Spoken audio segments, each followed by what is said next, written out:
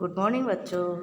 आज मैं आपके भाषा कलश पाठ्य पुस्तक में से पहला फर्स्ट लेसन जन्मभूमि को आज पढ़कर बताऊंगी। इसमें पहले आपको थोड़ा सा उसका प्रस्तावना बताऊंगी और उसके बाद पढ़कर बताऊंगी।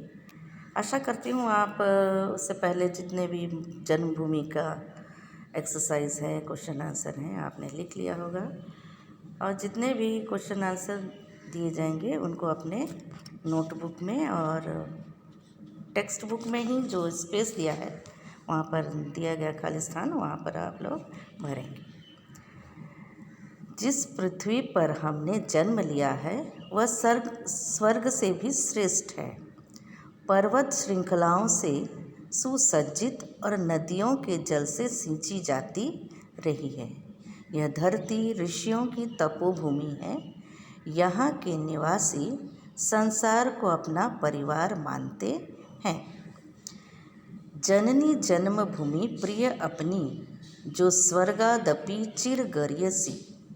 जिसका गौरव भाल हिमाचल, स्वर्णधरा हस्ती चिर श्यामल। ज्योति ग्रथित गंगा यमुना जल, वह जन जन के हृदय में बसी। शांति निकेतन जहाँ तपोवन, ध्यानावस्थित हो ऋषि मुनिगण। चिद नभ में करते थे विचरण, जहाँ सत्य की किरणें बरसी। आज युद्ध जर्जर जगजीवन, पुनः करेगा मंत्रोच्चारण। वह वसुधैव बना कुटुंबकम, उसके मुख पर ज्योति नवलसी। जननी जन्मभूमि प्रिय अपनी, जो स्वर्गादपि चिर गर्यसी। इसके कवि हैं सुमित्रा नंदन पंत। और अपनी पाठ्य पुस्तक में नीचे कवि परिचय दिया गया है। मैं कवि परिचय भी पढ़कर बता देती हूँ। सुमित्रा नंदन पंत का जन्म वर्ष 1900 में उत्तराखंड में अल्मोड़ा जिले के कौसानी गांव में हुआ। जब ये चौथी कक्षा में पढ़ते थे तभी इन्होंने अपनी पहली कविता लिखी। इनकी रचनाओं में इनका प्रकृति प्रेम खूब दिखाई देता है। इन्होंने गाँवों और पर्वतीय प्रदेश को अपना वर्ण विषय बनाया है। इनकी भाषा बहुत समृद्ध और सशक्त है। पल्लव, गुंजन, ग्राम्या, स्वर्णकिरण इनकी प्रमुख कृतियाँ है। इसमें आज आपको मैं शब्दों के अर्थ भी पढ़कर बता देती हूँ। जननी शब्द का अर्थ है माता, और उसका एक अर्थ है जिसने जन्म दिया। स्वर्गादपि स्वर्ग से भी, चिर सदा हमेशा, भाल उसका अर्थ है माथा, गर्यसी का अर्थ है महान, श्यामल इसका अर्थ है हरी भरी, ज्योति प्रकाश रोशनी, ग्रथित गूंथा हुआ, ध्यानावस्थित ध्यान में लगे हुए, चिद जानने वाले को कहते हैं और ज्ञाता, विचरण घूमना, जर्जर टूटा फूटा कष्ट पाता हुआ, मंत्रोच्चारण मंत्रों का उच्चारण और मंत्रों का बोला जाना। वसुधैव का अर्थ है सारी पृथ्वी एक परिवार है। वसुधैव कुटुंबकम इसका पूरा एक अर्थ है सारी पृथ्वी एक परिवार है। नवलसी नई जैसी।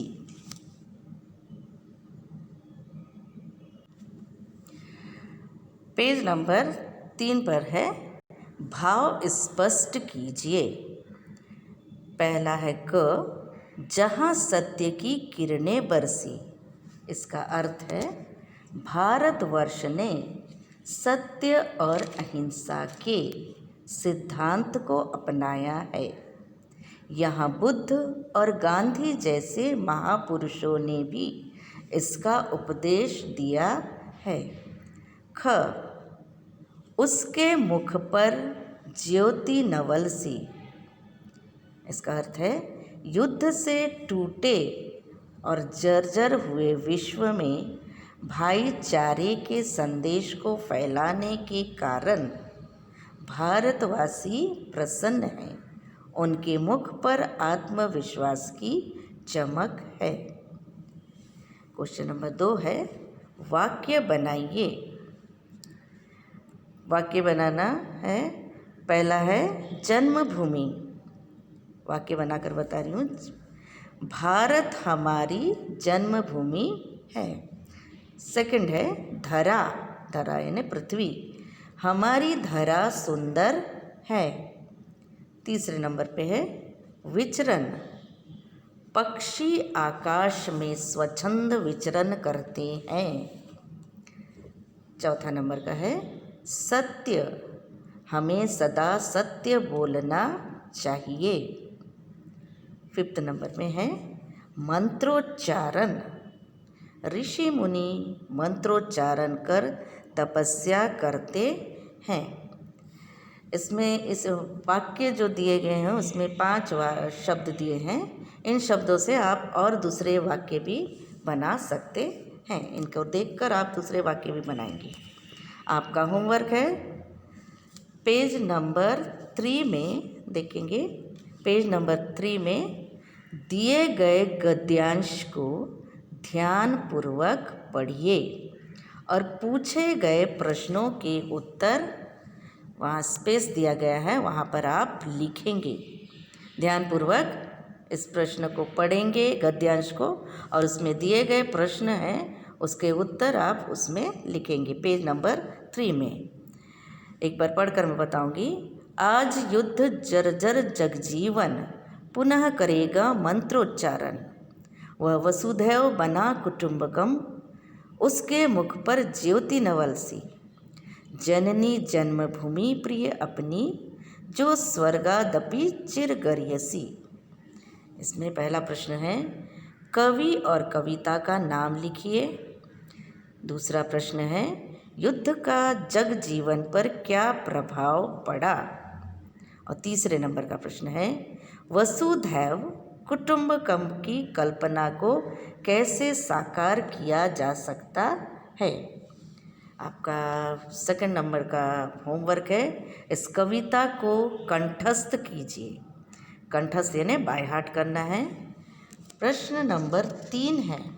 प्रश्न नंबर 3 आपका होमवर्क है पेज नंबर 4 में। पेज नंबर 4 में है ग्रामर पोर्शन, टेक्सटुअल ग्रामर लिखा है। उसमें पहला प्रश्न है, पहला है निम्नलिखित वर्ण संयोग से शब्द बनाकर लिखिए। वहाँ स्पेस दिया गया है, उस स्पेस पर आपको इनको शब्द वर्ण संयोग को एक शब्द के रूप में आपको लिखना है।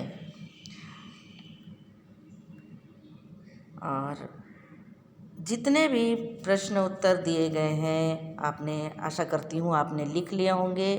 जितने भी एक्सरसाइज है लिख लिया होंगे। और आगे भी पाठ कविता को अच्छे से कंठस्थ कीजिए। और प्रतिदिन जितने भी क्वेश्चन आंसर एक्सरसाइज दिए जाते हैं उनको प्रतिदिन पढ़िए, डेली पढ़िए। Thank you.